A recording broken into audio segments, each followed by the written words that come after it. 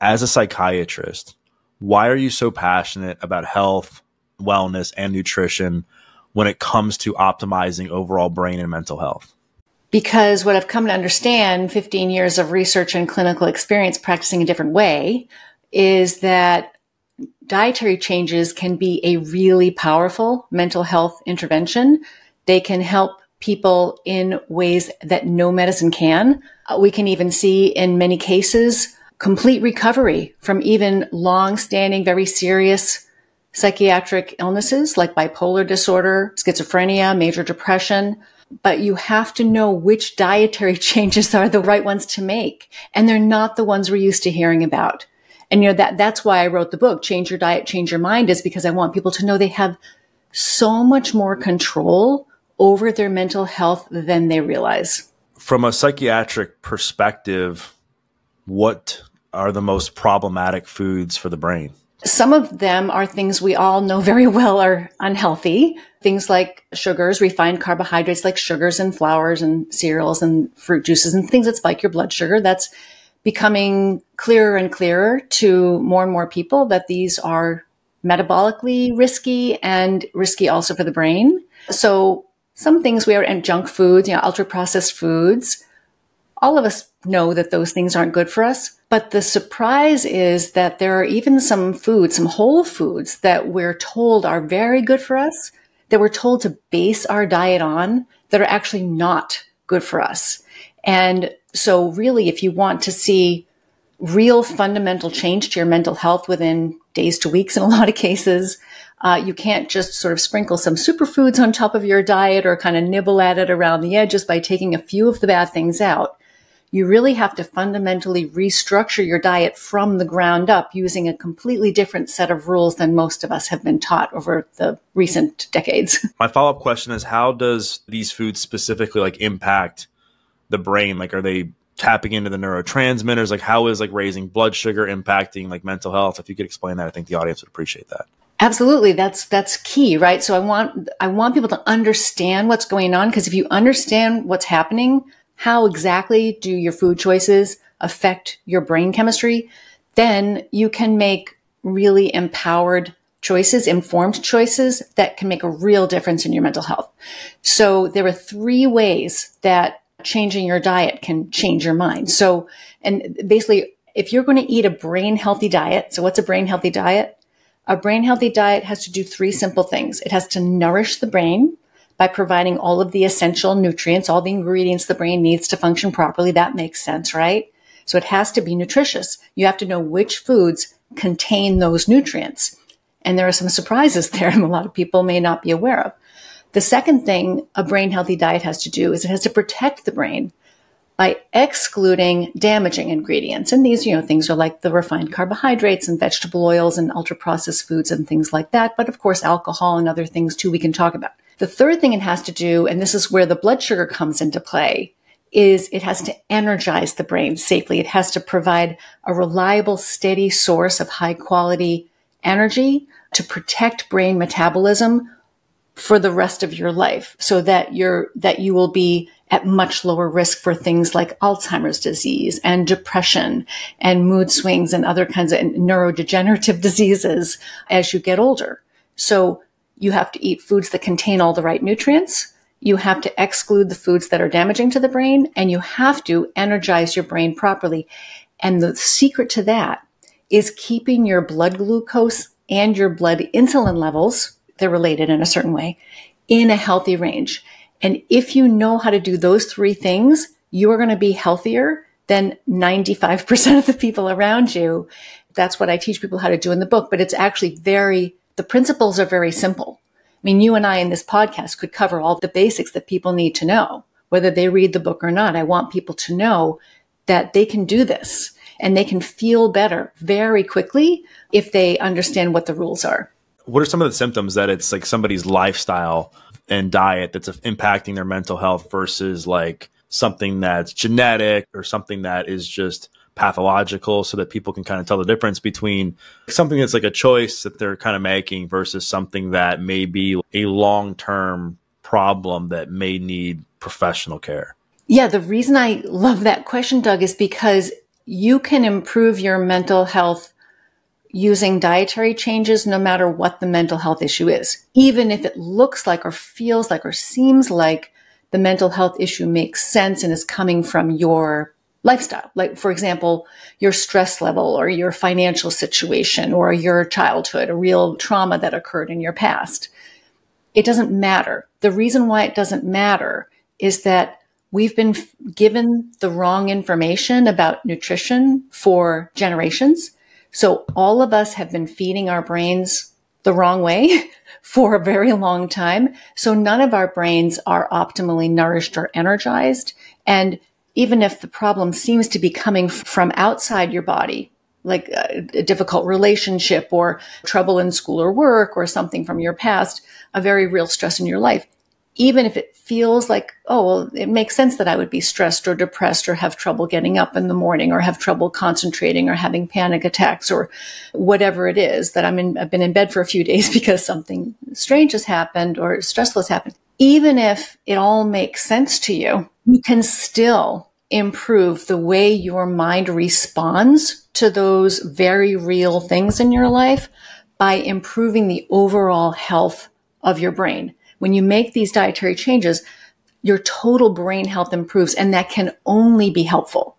So we're talking about anything from minor, people who are just kind of easily stressed or worried, who don't sleep well, or who don't get as much done as they wish they could in a day, all the way to people with schizophrenia, bipolar disorder, and even dementia.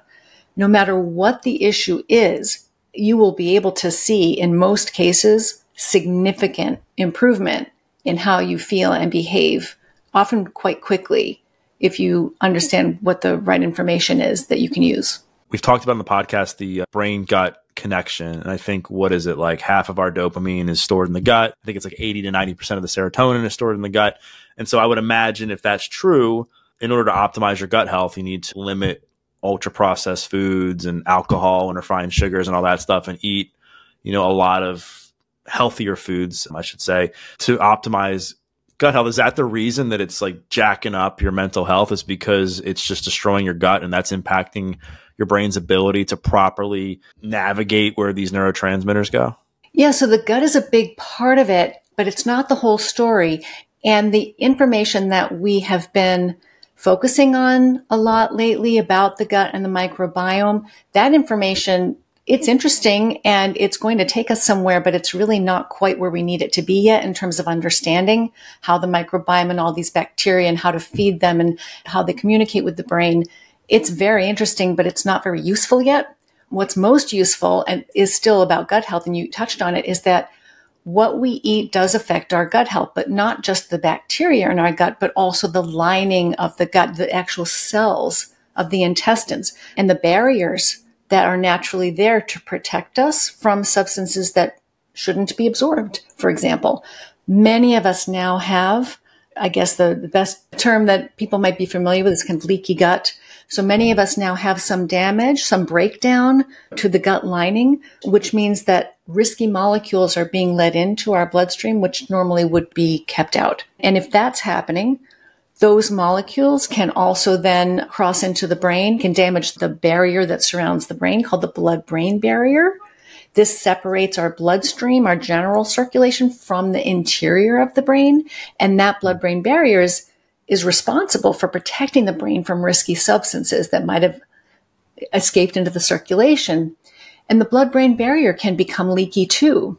And we see signs of this in people who have something called insulin resistance, which most of us now do, which is, that our glucose and insulin levels are running too high because we're not eating the right way. So our defenses are breaking down.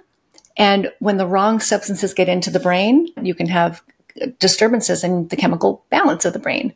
But even more important than that is that if you are eating too many of the wrong carbohydrates too often, let's say that you eat a diet that has a lot of sugar and flour and cereal and fruit juice and things like that, and kind of a high refined carbohydrate diet, your blood sugar levels are going to be running too high too often.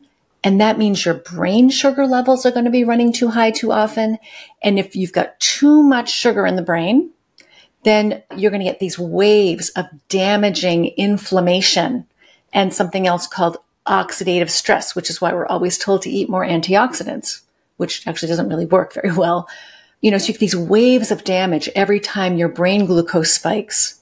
And these are happening for most of us the way we're told to eat 3, 4, 5, 6 times a day. I mean, think about what a child eats for breakfast, lunch, dinner, and snacks. Almost always something with sugar or flour in it. And so all of us are on, increasingly at risk for damage to our brains because of these dangerous glucose spikes. So that's one piece. And then the other piece is the insulin that follows that. So the more sugar you eat and the more flour you eat, the more starch and sugar, the more insulin you need. It's backwards from what people would think. But the more insulin you have in your bloodstream, the harder it is for the insulin to cross into the brain to help the brain make energy. And so the sugary your diet is over time, the harder it is for your brain to use that sugar for energy. So you get this gradual decline in brain energy and in your ability to turn carbohydrates into energy. And that lays the groundwork for all kinds of mental health problems, including Alzheimer's disease. What is it about the food specifically when they're raising the insulin that impact the brain in a negative way? Because I also believe that things like exercise, they raise insulin levels as well. And they obviously seem to have a very positive effect on the brain. So what's the difference between the two things? Well, exercise is another one of those pillars of good metabolic health, right? So, diet is king and exercise is queen, right? You need both of these things to be truly healthy. So one of the great things about exercise, especially strength training, resistance exercise, and high intensity interval training, is that actually brings your glucose levels down, brings your insulin levels down over time. And so working muscles soak up blood sugar like a sponge, without any need for insulin. If you have something sweet right before you exercise, you're not going to get that big insulin spike that can be so damaging because you don't need working muscles don't need insulin to absorb glucose.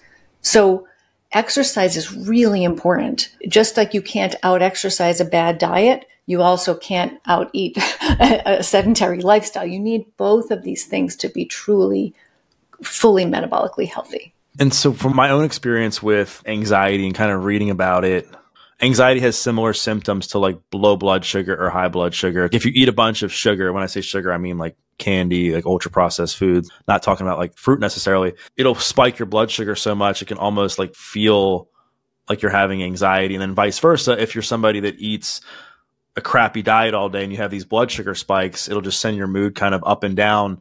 Is there merit to that, and why do people often have these mood swings based on how they eat? That's a great question, because there's really solid research in that area where it's crystal clear that if your diet has too much of the wrong carbohydrate in it, you are placing yourself on this invisible internal roller coaster for many hours afterward. So not just hormonal roller coaster, meaning your stress hormones, your appetite hormones, your blood pressure regulating hormones, your reproductive hormones. All of these hormones are going up and down for hours after you eat the wrong way. It's not just your physical hormones that are on a roller coaster, including your stress hormones, which can make you feel very anxious, even sweaty, shaky, and extremely hungry and irritable between meals. But also your brain chemicals, your neurotransmitters are also being directly affected by that blood sugar spike. Because every time you get a blood sugar spike, you get a brain sugar spike. And that brain sugar spike sets off this inflammation and oxidative stress reaction. The inflammation and oxidative stress, not only does that physically damage the brain, which of course we don't want, but it also throws many of your neurotransmitters out of balance, spectacular ways.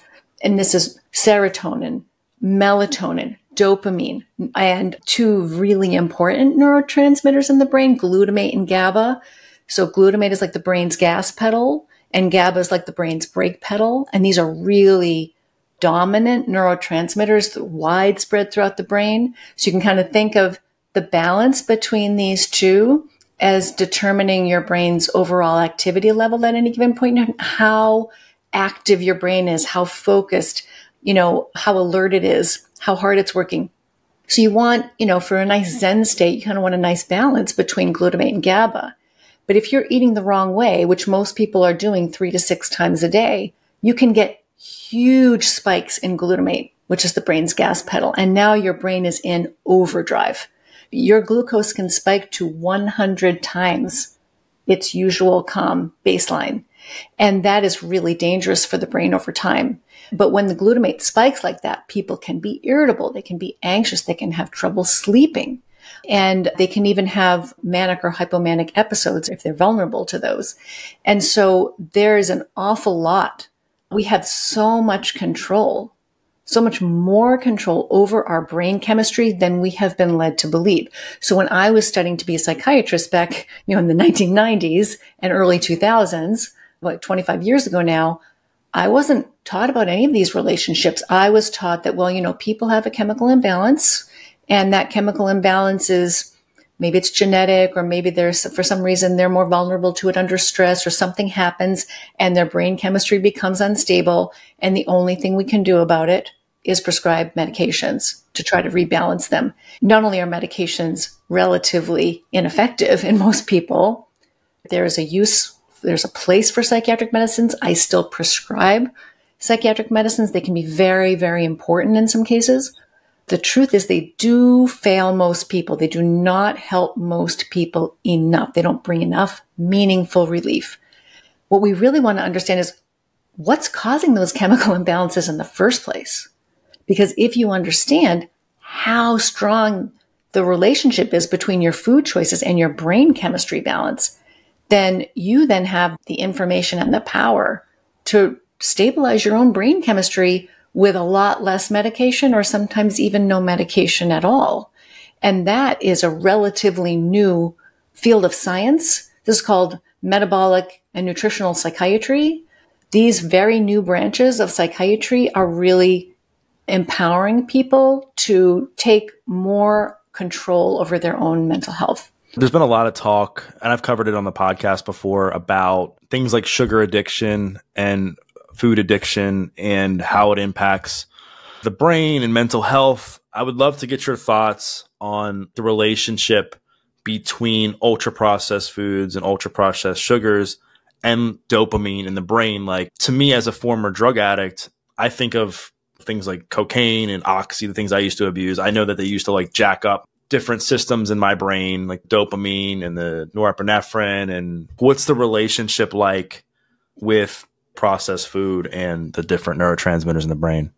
Yeah, this is great because people who study ultra-processed foods and how ultra-processed foods are engineered, food manufacturers spend a lot of money and they invest a lot of time and energy in designing foods, engineering foods to be irresistible, to be addictive. So these flavors and textures, this combination of really intense flavors, almost always with a lot of refined carbohydrate as part of the formula, because that's going to give you that blood sugar spike, that spike of glucose that then spikes your dopamine in the brain and can over time kind of dull your response and make you want more and more of that same feeling. People who experience certain types of foods as addictive, they know they're addicted. They'll come to me and say, I'm a sugar addict or I'm a carboholic. They use these terms because there is no difference in the symptoms, how people feel. I mean, if you look at the diagnostic criteria in textbooks for substance addiction, the same behaviors and the same feelings are there when people are addicted to things like sugar and flour. People hide the behavior. People crave. People seek, overuse. People feel bad after they use it. They want more and more of this. They feel like that there's no end to the desire. Like the more you eat, the more you want to eat of these things. That's not a healthy relationship to food, but these aren't foods. These are products that are chemically engineered to be irresistible. Now, not everyone is vulnerable to this. Some of us are more drawn to these things than others, just like anything. With alcohol, for example, some people, you can lock them in a room with a whole barrel of wine and they won't touch it. Or they might have one glass a day and be fine. Other people, the vat will be gone, within 48 hours. And so each of us is different. But there is really good science behind sugar and refined carbohydrates and ultra-processed foods being addictive and the brain chemistry of it.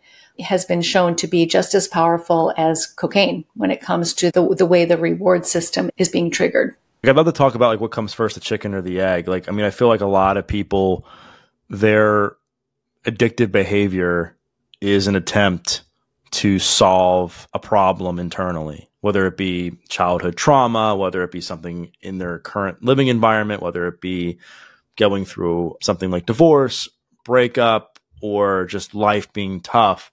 Like, how can somebody know if it's specifically like the food that they're eating versus like life happening or life that did happen that they need to address as well? Well, it's definitely a combination, right? So all of our behaviors are often a result of a combination of our life circumstances and our internal chemistry, our biology. So it's what they call nature nurture, so how much of this is like, was I born like this? And how much of this is stress in my environment? And how much of this is my body chemistry, my brain chemistry? So it's almost always a mixture.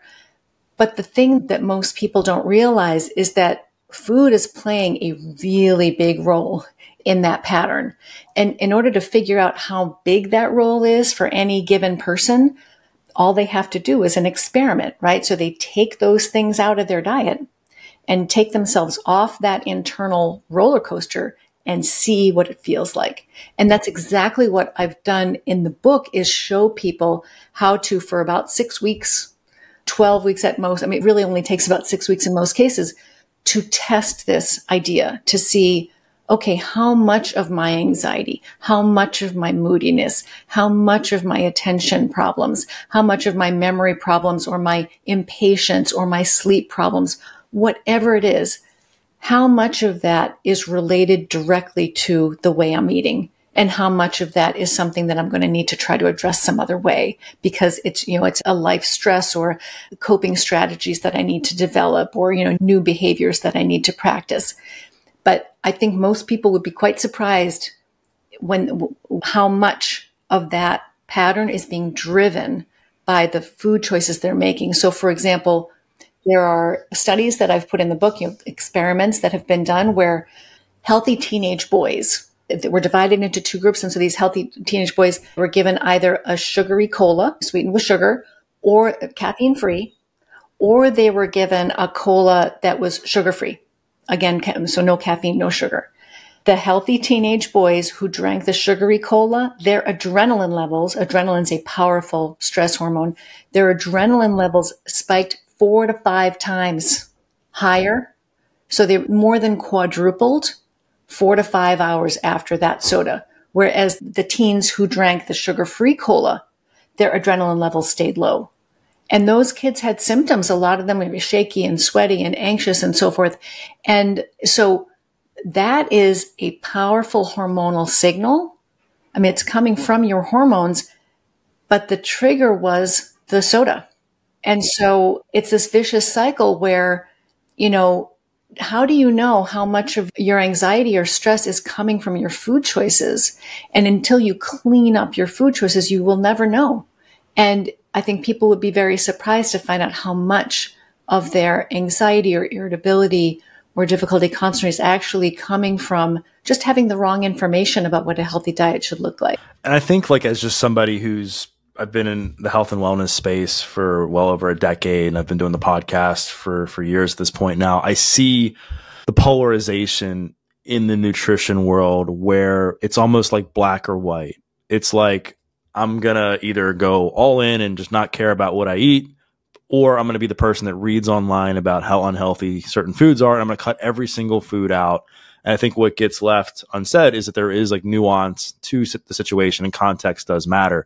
In the research that you've read, or even in your own experience in your work, is there like a minimum effective dose for these ultra processed foods being unhealthy for the brain? Meaning, if somebody eats like a fun size, like a Halloween size candy bar every day, but the rest of their diet is squeaky clean, they're exercising, is it going to have a negative impact on the brain? Like, have you seen anything to prove like what's the maximum amount of ultra processed foods the average person should consume for the brain? Yeah, I mean, like you're saying, ideally it's none at all. But of course, we live in the real world and most people are going to use some of those foods from time to time. And I am a big fan of not letting the perfect be the enemy of the good.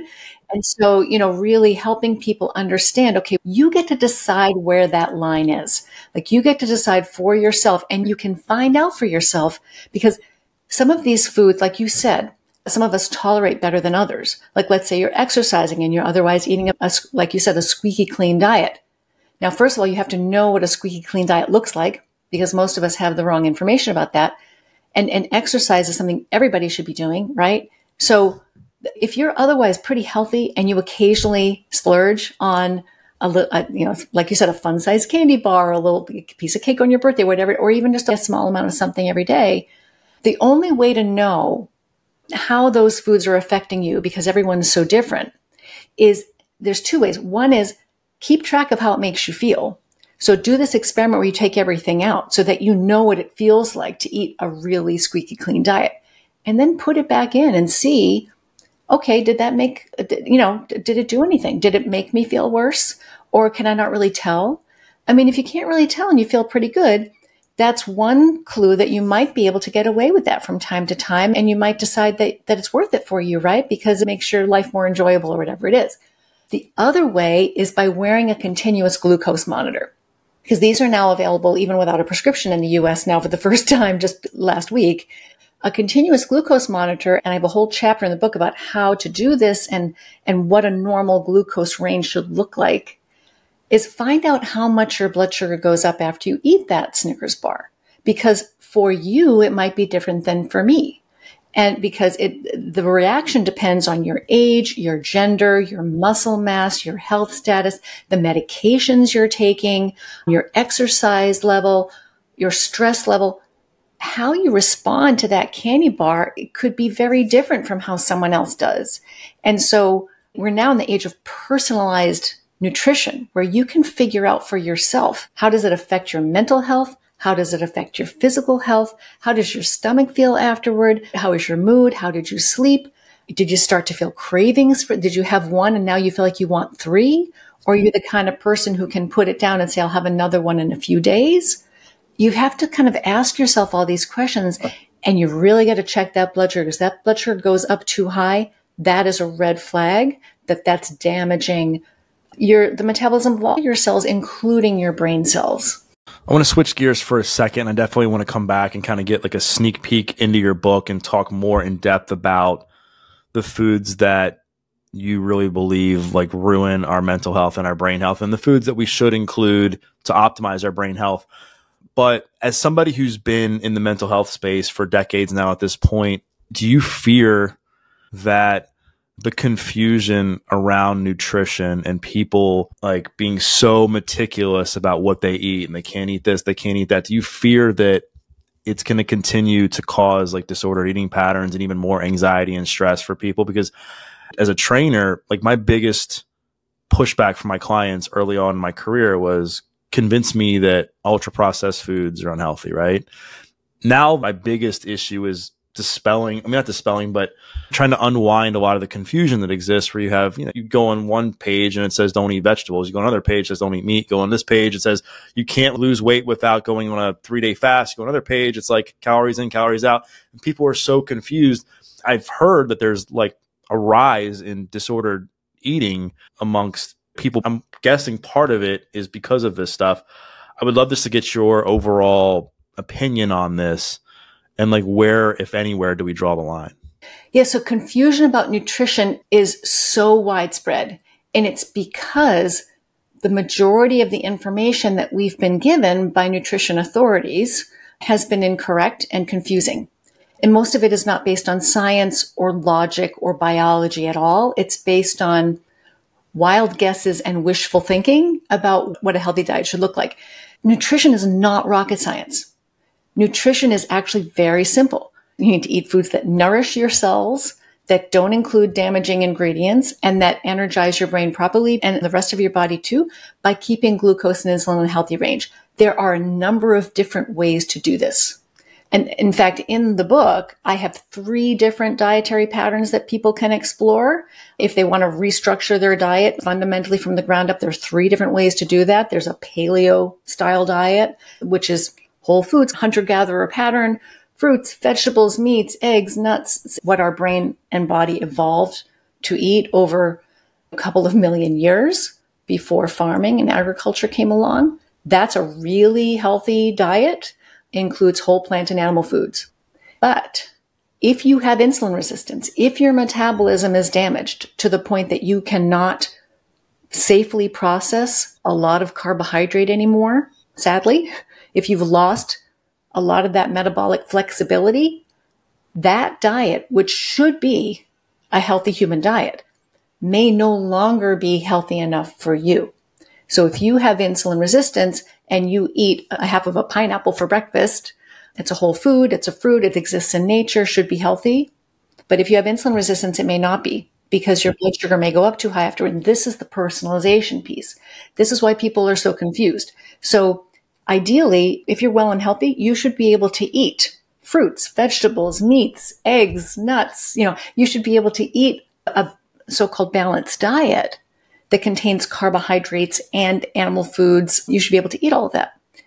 But many of us have broken metabolism now, and we have to be really careful with even whole foods, sources of carbohydrate. And that's where the ketogenic diet can be a low carbohydrate or ketogenic diet can be really useful.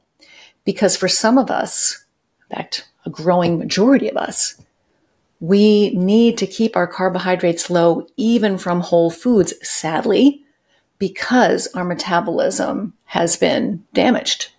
So that's where the personalization comes in. And the confusion around plants and animals about whether we should eat meat or not, whether we should eat plants or not, that is really very charged, polarizing topic. So I go through in a lot of detail in the book about why it's really important to include at least some animal food in your diet, because otherwise you won't get enough nutrients. A vegan diet has serious nutritional holes and a lot of health risks to it. A vegetarian diet can be constructed quite healthfully because it includes some animal foods such as eggs that take care of a lot of those nutritional holes. A pescatarian diet can be helpful. A paleo diet can be healthy. It really is just a vegan diet where that is a diet that places people at significant risk of nutritional and other health issues. But other than that, there's a lot of room for personalization and dietary preferences. So I like to say, I'm nutritionally pro-choice, right? So I just want people to have the right information to make those choices based on what they feel most comfortable with. So there's a lot of variation possible, but there's some rules that apply to all human beings. And one rule that applies to all human beings is that unless you're going to use a lot of fortified processed foods and a lot of supplements, you do need to include some animal food in your diet.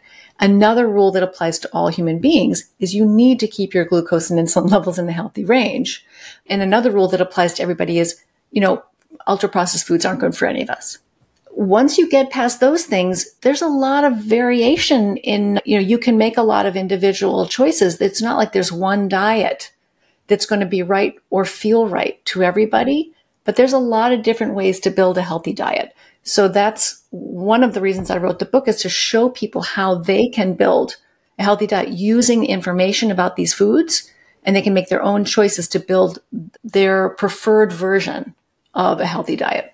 This episode is brought to you by Timeline Nutrition. Listen, my main goals for the remainder of the year revolve around health and vitality.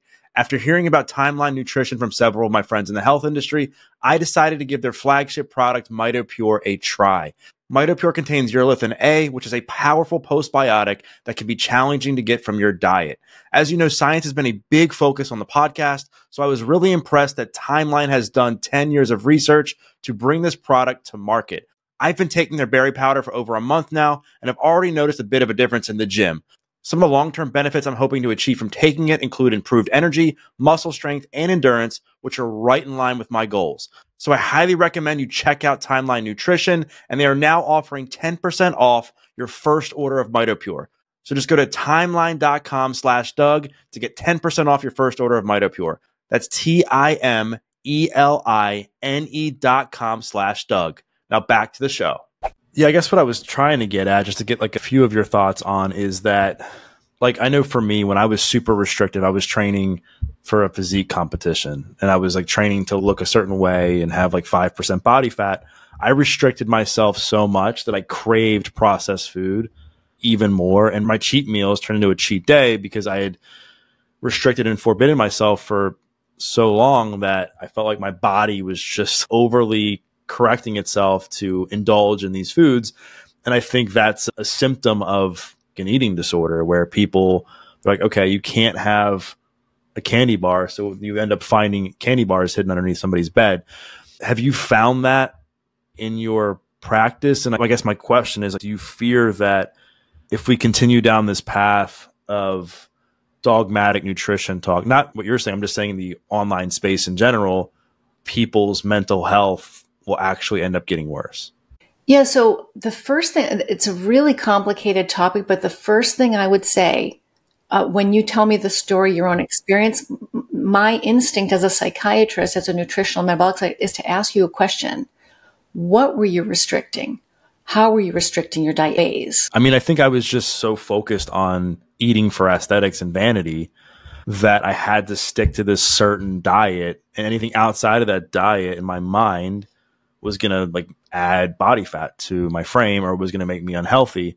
And so I was restricting myself from processed food, ice cream, pizza, and stuff like that, which I guess, like, as I'm saying that, maybe that's part of the problem, of the fact that I'm craving that food so much that I like have to do whatever it takes to get it, while also being like, how come, like, if I had included like a slice of pizza every few days in my diet, which would have been perfectly, I would think, normal, would I have not had those intense cravings? Does that make sense?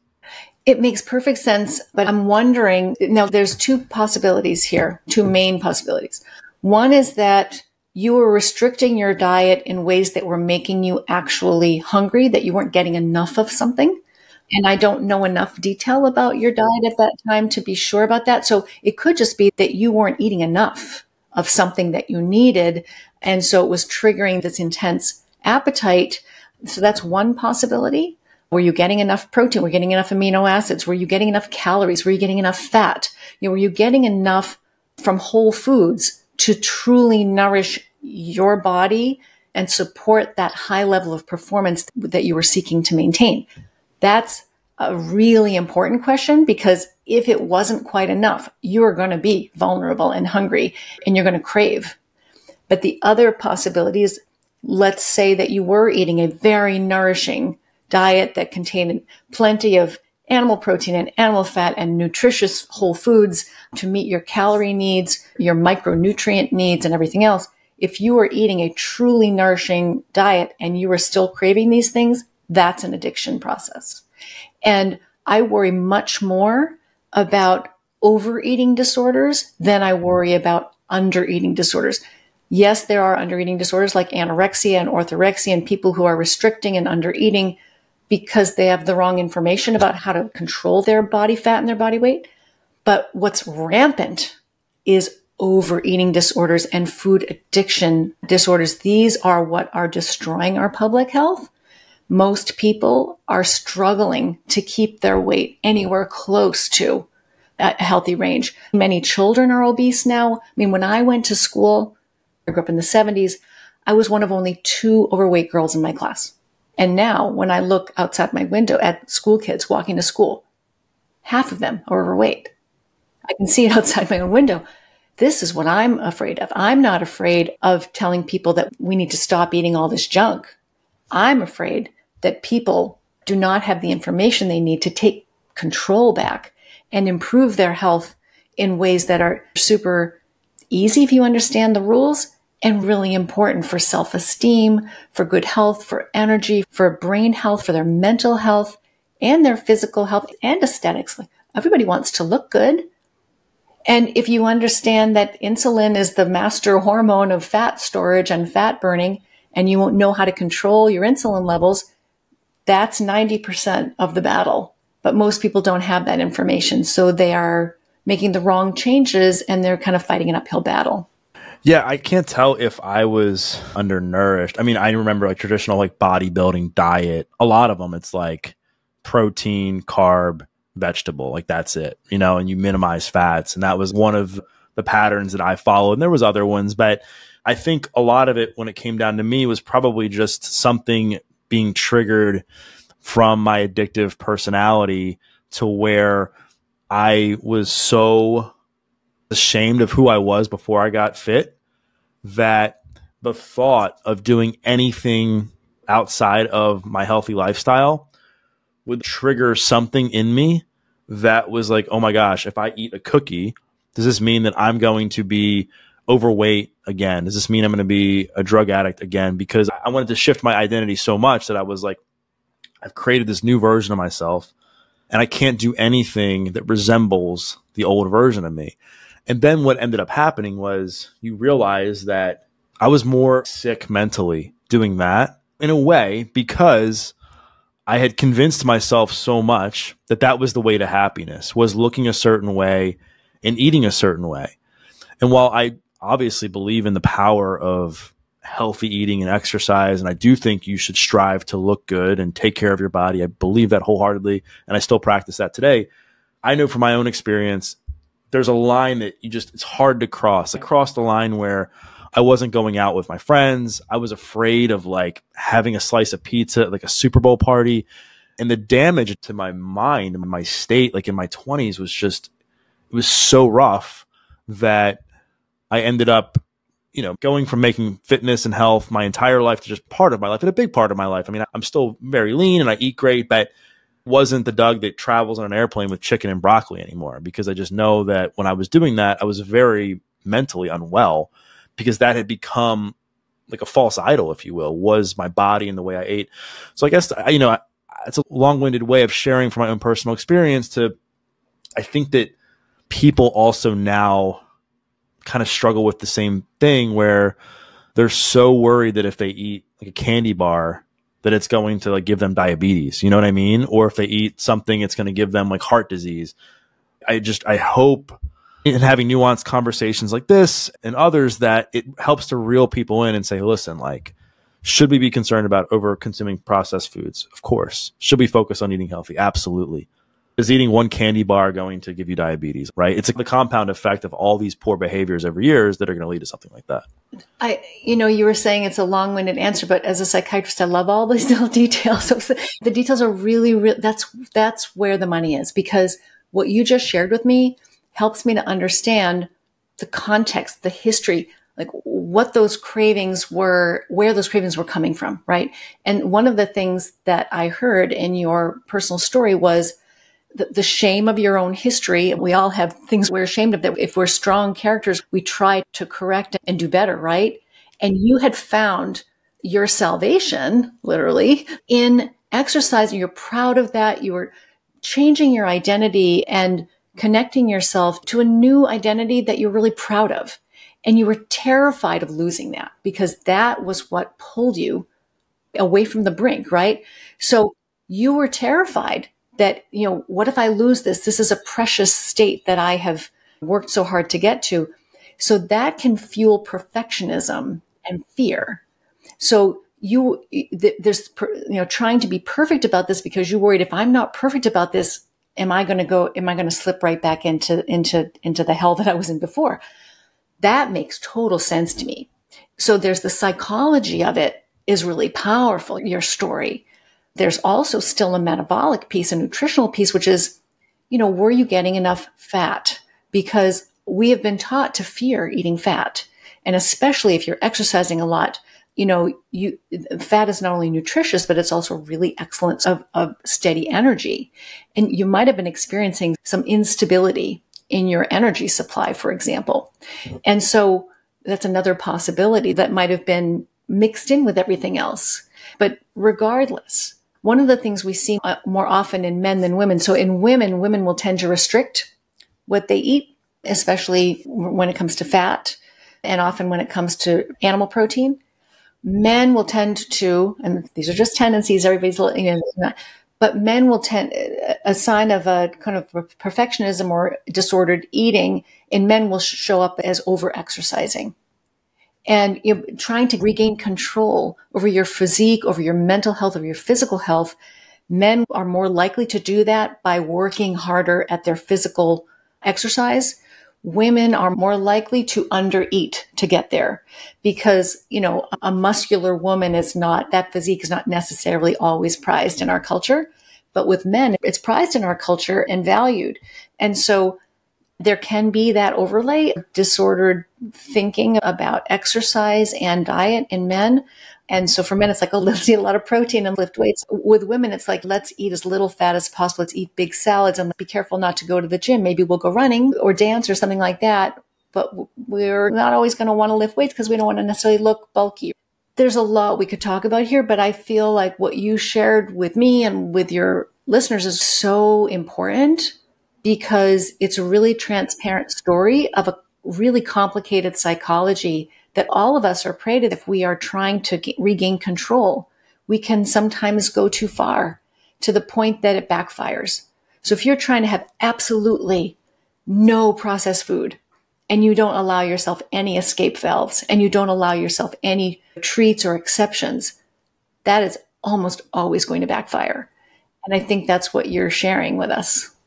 Yeah, thank you for letting me have my soapbox there for a minute, I guess, and just sharing, because I think the context of that, as we're getting into now, okay, what are some specifics on what to do and what not to do? I know we've talked about it broadly speaking as far as nutrition for the brain. I just think before we got into that, I wanted to make sure, okay, you still have to have a good relationship with yourself and understand yourself to the point where you know that, all right, am I taking this too far? Am I truly happy with myself? Am I doing this because I want to improve my longevity, because I want to improve the way I manage stress? Or am I doing this because I really hate the way I see myself, right? And I think those are some hard questions you have to ask yourself. And those were some hard questions I had to ask, where I was so convinced, this is the last thing I'll say, that if I gained weight, that people would start to hate me again, and then that was a really, really dark way to live my life. And through therapy in my 20s and just doing a lot of work on myself and just going through the fire of transformation and improving my mental health, I was thankfully able to, I have this really amazing relationship now with health and wellness where those thoughts haven't crossed my mind in a decade or so. So I am so grateful that that has been the case. I'd love to come back a little bit and talk specifically about some of the specific foods that you think people should start with to optimize their brain and mental health. I know for years it was eat dark chocolate or blueberries and omega-3s and salmon and stuff like that. What's your take on the specific foods that people should include in their diet to optimize their brain health? Yeah, so the core of the diet should be animal foods. So meat, seafood, poultry, eggs, or some combination there. It doesn't have to be all of those. It doesn't have to be red meat. You can eat shellfish, you can have eggs, you can even create a vegetarian pattern, but include animal foods at the core of your diet because those are the most nutritious foods that you can eat and even the safest foods that you can eat for your metabolic health as well as for your gut health and your cellular health. So that needs to be the core. And if you're not including animal foods in the diet, you need to supplement very, very carefully in ways most people are not educated about. Because it's not just B12 that you'll be missing. There are quite a few other nutrients you'll be missing. The core is animal food, healthy animal protein and fat. And then fruits and vegetables to the extent that you can tolerate them. And everyone's a little different here. But if you're really robustly healthy, you have really good gut health and really good metabolic health, you can enjoy fruits and vegetables to your heart's content. There are a few of them you might want to be more careful with. But for the most part, that's going to be a pretty safe zone for most people. And again, if you have good gut health and so forth, even your nuts and seeds could be included there in terms of your plant foods. As you move away from the core of meat, seafood, poultry, eggs, fruits, vegetables, and sometimes nuts and seeds, depending, there's some nuance in the book about that. As you move out from there, as you move into dairy products and flours and legumes like peas, beans, and lentils and grains, corn, oats, rice, wheat, you move out into that territory and you're on very risky ground when it comes to metabolic health, gut health, nutritional quality, and just overall well-being. Those foods are much more risk than benefit, especially the grains, the legumes, and of course, all the ultra-processed foods. And that includes refined carbohydrates like sugars and flours and cereals, but also vegetable oils. So vegetable oils that come from factories, like soybean oil, for example. So Once you're out into that stratosphere, you're on very, very shaky ground. And so if you think about it that way, and there's a diagram in the book that shows you that, this is what a healthy diet should look like. And each person can personalize it to the extent that they wish. But this is very different from what we're told. We're told that the foundation of the diet should be grains and legumes. Things like cereals and pastas and breads and beans and, nuts and seeds. Those foods are some of the least nutritious and some of the riskiest plant foods that you can eat. It makes no sense to base your diet on those foods when you look at it from a biology standpoint and from a common sense and logic standpoint. When you look at what's in those foods, you can see that they're really not serving you well. So it is a bit of flipping the script, but there's room for a lot of variety there. So I think those are the principles that will help most people. But I think, if somebody's like following a vegetarian diet, or they're trying to do everything they can to make a vegan diet work, if they're doing it for ethical reasons or whatever. I think things like legumes, like black beans and like lentils, they're super healthy. They're loaded with fiber. They're pretty high protein. Are you saying that people should be careful of those as well, or are those kind of on the safe side, in your opinion? If you are following a vegan diet, you will need to include some legumes in your diet because you won't be able to get enough of the amino acids that come from protein. It's really important to include legumes, and I give this advice in the book as well. You must include legumes in your diet if you're going to eat a vegan diet. But for everyone else, it makes no sense to include them because there are far richer sources of a complete variety of the amino acids that we need in animal foods like meat, seafood, poultry, and eggs, and without the blood sugar risk to your metabolic health, because beans are very high in carbohydrate. For some people, that's going to be okay, but for the growing majority of us, it is not. And so you get a lot of starch. You don't get the full complement of amino acids that you need unless you plan very carefully, and they're very hard to digest. So a lot of people struggle with gastrointestinal side effects. Beans are quite famous for this, for causing gastrointestinal distress if you eat too many of them, or even in some cases, just a pretty normal amount. So there are risks and side effects to deal with if you're making legumes the foundation of your diet, but you must do that if you are choosing a vegan diet. If you're choosing a vegetarian diet, I've given lots of specific advice for vegetarians in the book. Your best protein source is actually going to be eggs. And they're a nearly perfect food. They're missing only a couple of nutrients, but they provide all of the other essential nutrients you need without the risk of a blood sugar spike. And so they're safe for your metabolism as well.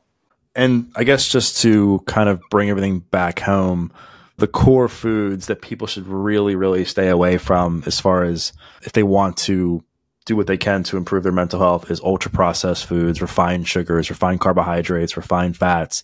People can either eliminate or limit those. It's going to do a tremendous amount for your brain, right? Yes. So the whole foods principles, right? Sugars, cereals, fruit juices, vegetable oils, and alcohol. Those are the things that you really want to avoid as much as you can. And right now, that's what most people are eating most of the time. It does take some practice, and it does take some cleaning out of the pantry and some reprioritizing of your shopping list, but it's really worth it. And, for people, if it sounds overwhelming or daunting to make these changes, one of the things I say in the book is really just doing a short-term experiment just to see. You really owe it to yourself. If you're struggling with a mental health issue of any kind, you really owe it to yourself. You deserve to see how good you can feel, what's possible for you. And then you can decide if it's worth it for you to continue. But why not explore that for 6 weeks and see what's possible for you? There are people who have been living for decades with very serious symptoms and tried every medication under the sun, been in and out of the hospital, struggling with attention problems, psychotic symptoms, mood swings, anxiety, irritability, sleep problems. There have been people who are suffering their whole lives and just think, well, this is just how I am. And they don't realize it's not who they are, that underneath all of that junk that we have been eating since we were little is a perfectly, beautifully functioning brain. And a lot of people say, well, I didn't know I could feel this way. I didn't know that this was who I could be. And so, I think really people do owe it to themselves to explore these ideas and give it a try, because it's not that hard. And for 6 weeks, I think it's worth it, right? So what do you have to lose? Well, Dr. E, this has been a fantastic conversation. I wanted to thank you so much for coming on here and sharing your expertise, sharing your wisdom. I appreciate, you answering my questions and even some of the, I guess, light pushback I had and even sharing my own story. So I want to thank you for coming on. I think the audience is going to really enjoy our conversation and get a tremendous amount of value out of it. If people want to connect with you, if they want to buy a copy of your book, where's the best place to do that? Wherever people like to buy books, it's available everywhere. There's information about it on my website. My website's called diagnosisdiet.com, or they can just type my name into the search engine. Georgia EDE is my last name.